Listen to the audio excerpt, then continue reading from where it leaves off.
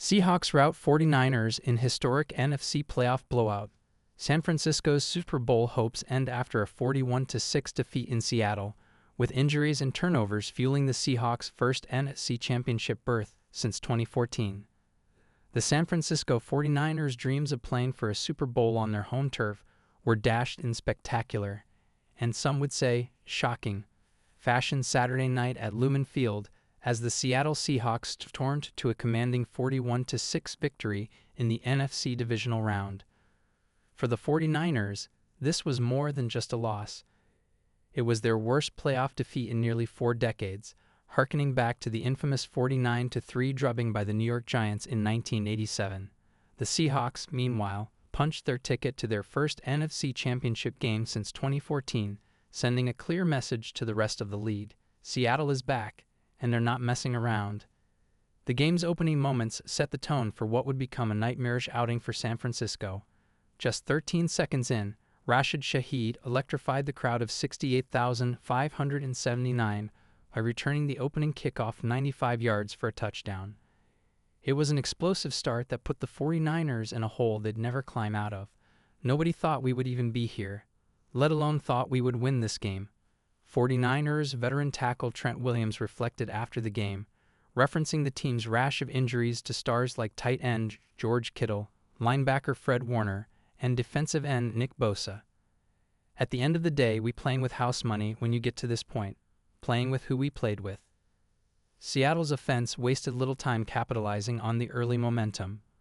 Quarterback Sam Darnold, battling through a left oblique injury, looked more than capable as he orchestrated a methodical 11-play, 44-yard drive capped by a 31-yard field goal from Jason Myers. Darnold followed up with a crisp 4-yard touchdown pass to Jackson Smith-Njigba, giving the Seahawks a 17-0 advantage before the first quarter expired. The 49ers, meanwhile, sputtered out of the gate, botching a critical 4th-and-1 trick play and coughing up a fumble on what appeared to be a promising drive. Head coach Kyle Shanahan's creative play calling couldn't overcome the execution issues or Seattle's relentless defense. San Francisco finally got on the board in the second quarter with a pair of field goals from Eddie Pinheiro, but every time the 49ers seemed poised to claw back, the Seahawks answered. A costly holding penalty on defensive tackle Jordan Elliott extended a Seahawks drive late in the half, ultimately allowing Kenneth Walker-Getty to punch in a 7-yard touchdown and send the teams into the locker room with Seattle up 24-6. Self-inflicted wounds when you're playing playoff football. They are going to capitalize, 49ers safety Malik Mustafa said. Credit to them, but I look at the guys in this locker room and there's another step we can take. I know guys are going to take those necessary precautions to make sure we never have this situation happen again. Coming out of halftime, the 49ers desperately needed a spark. Instead, they found more frustration. With star running back Christian McCaffrey sidelined while receiving treatment for a first-half shoulder stinger, quarterback Brock Purdy tried to rally the offense, but came up short on a critical 4th down. When McCaffrey finally returned, Purdy threw a costly interception, and the Seahawks quickly capitalized with another touchdown drive. Kenneth Walker-Getty was the workhorse, finishing the night with 116 rushing yards on 19 carries and a remarkable 3 touchdowns. Myers would tack on another field goal, and Walker would find the end zone twice more, one run for 15 yards and another for 6, to put the game well out of reach. For the 49ers, the stat sheet told a grim story. Purdy, who had been so dependable throughout the season, completed just 15 of 27 passes for 140 yards, no touchdowns, 1 interception, and a 54.6 passer rating. He was also sacked twice, losing a fumble on a strip sack by DeMarcus Lawrence. Purdy did lead the team in rushing, picking up 37 yards on 5 carries, a testament to both his mobility and the Seahawks' ability to bottle up McCaffrey. The dynamic running back was limited to 74 scrimmage yards minus 35 on the ground from 11 carries, 39 through the air on 5 catches, before being pulled after Seattle's 3rd touchdown.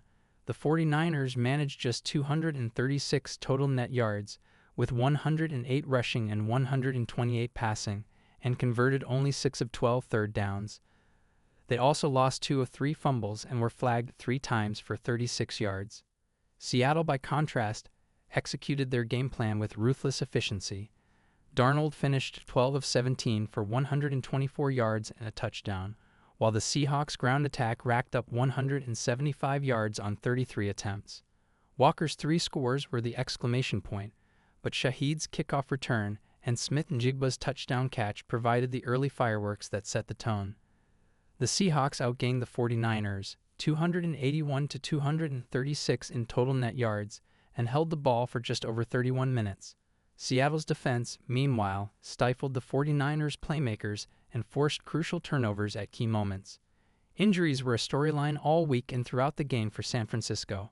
The absence of Kittle, Warner, and Bosa loomed large, and while wide receiver Ricky Pearsall's return from injury was touted as a potential game-changer, it wasn't enough to offset the attrition. The 49ers' depth was tested as they relied on practice squad call-ups and late-season signings to fill critical roles. During the season, we came down here with a healthy team, and we won. I think that's what we can be, Williams said, reflecting on the team's resilience. Obviously, when you're playing with guys you signing off practice squads, guys you taking off the street, you got to temper your expectations a little bit. Head coach Kyle Shanahan, who has guided the 49ers through plenty of adversity before, took a moment post-game to acknowledge his team's effort.